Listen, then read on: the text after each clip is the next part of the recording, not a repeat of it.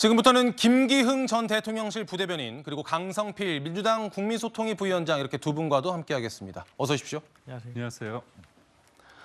8.15 광복절을 앞두고 법무부 사면심사위원회가 사면 복권 대상자를 심사했는데요. 이번 주 화요일, 그러니까 오는 13일 국무회의에 상정될 예정입니다. 구장소장님. 네. 아직 대통령 재가는 안 났는데 이 사면 복권 심사 대상자를 두고 정치권이 시끌시끌해요. 그렇습니다.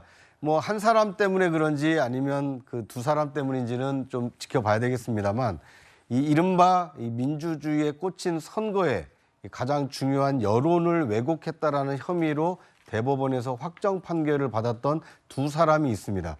한 사람은 그 이명박 정부 말기에 국정원장으로 있던 그 원세훈 전 원장이고요. 예. 다른 한 사람은 이른바 드루킹 댓글 사건에 연루돼서 이 대법원에서 2년 확정 판결을 받았던 김경수 전 경남지사입니다. 이번 8.15 이 사면 대상, 특히 복권 대상에 김경수 전 지사 그리고 원세훈 전 원장 두 사람이 포함이 되다 보니까 뭐 제3자적 입장에서 볼 때는 여야가 균형을 맞추기 위해서 두 사람을 복권시켜 주나 보다 이렇게 볼 수 있겠습니다만 여당 내에서 김경수 전 지사의 복권을 둘러싸고 특히 이번에 새로 당대표로 선출된 한동훈 대표가 반대 입장을 피력을 하고 있다 이렇게 알려지면서 대통령 고유 권한인 이 사면 복권을 둘러싸고 여야 대결도 아니고 여당과 이 대통령실 간의 어떤 갈등이 증폭되다 보니까 상당히 논란의 중심에 서 있는 상황입니다. 예, 그렇습니다.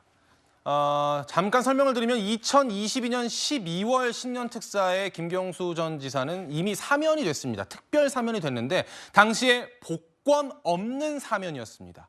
그 당시에 김 전 지사는 받고 싶지 않은 선물이라고 말하기도 했는데요. 목소리 준비했습니다.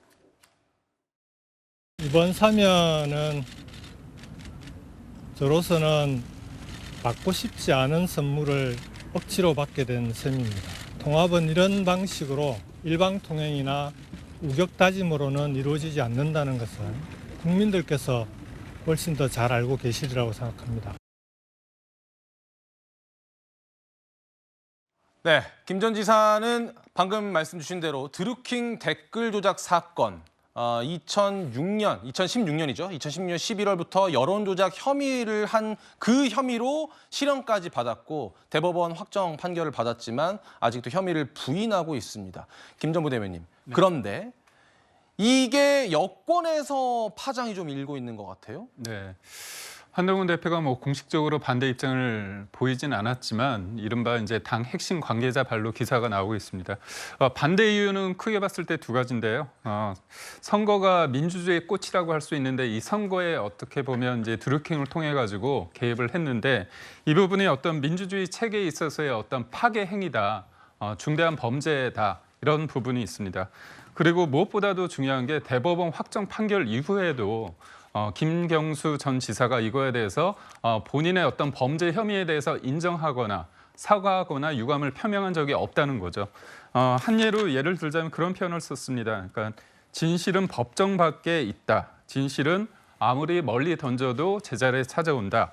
뭐 사법부가 진실을 밝히지 못했다. 이런 식으로 본인의 어떤 범죄 행위에 대해서 정당화하고 뭔가 이렇게 피해를 본 정치적 어떤 피해를 본 것처럼 이런 행동을 함으로써 이 부분에 대해서 이런 사람이 다른 범죄도 아니고 선거에 대해서 개입을 한 어떤 중대 범죄에 대해서 다시 선거에 나갈 수 있도록 이 피선거권을 회복시켜주는 이 부분에 대해서 국민들이 공감하지 못할 것이다. 이런 관점에서 반대를 하고 있는 것으로 전해졌습니다. 예, 아무래도 이 주제를 다루다 보면은 이 얘기가 계속 나올 것 같아서 제가 이걸 좀 먼저 정리를 간단하게라도 말씀을 드리고 가는 게 나을 것 같습니다. 이 그림은 종종 제가 다시 소환을 하겠습니다.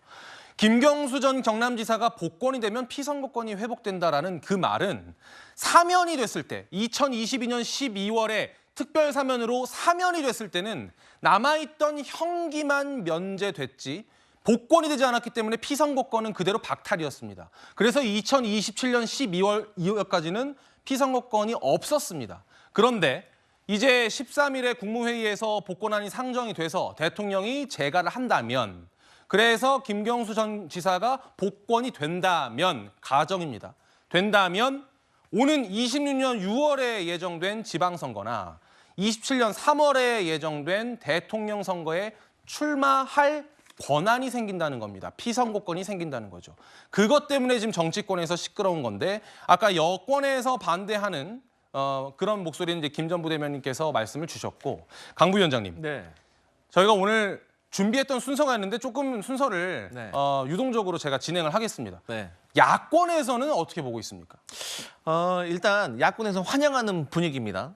왜냐하면 저희가 국민의힘 전당대회나 우리 민주당의 전당대회를 보면 어쨌든 간에 대마들, 대권 주자들의 유력한 대권 주자들의 경쟁이 활발하지 않으면 흥행이 되지 않고 국민의 관심을 받을 수가 없습니다. 예. 그리고 또 건전한 경쟁 속에서 정말 제대로 된 후보가 나타나고 그게 또 정권 교체가 될 수 있기 때문에 지금의 현재 민주당 상황에서는 어떤 다양한 후보들이 출마를 하는 게 좋기 때문에 저는 김경수 전 지사가 복권이 돼서 대선 어떤 후보군에 뛰어든다면 저는 연속적으로 뭐 김동연 경기도지사라든지 여러 명의 어떤 다른 후보군들이 같이 뛰어들 수 있는 공간이 열리기 때문에 결국에는 그것이 이재명 전 대표에게도 저는 좋은 영향을 줄 거라 그렇게 보고 있습니다. 알겠습니다.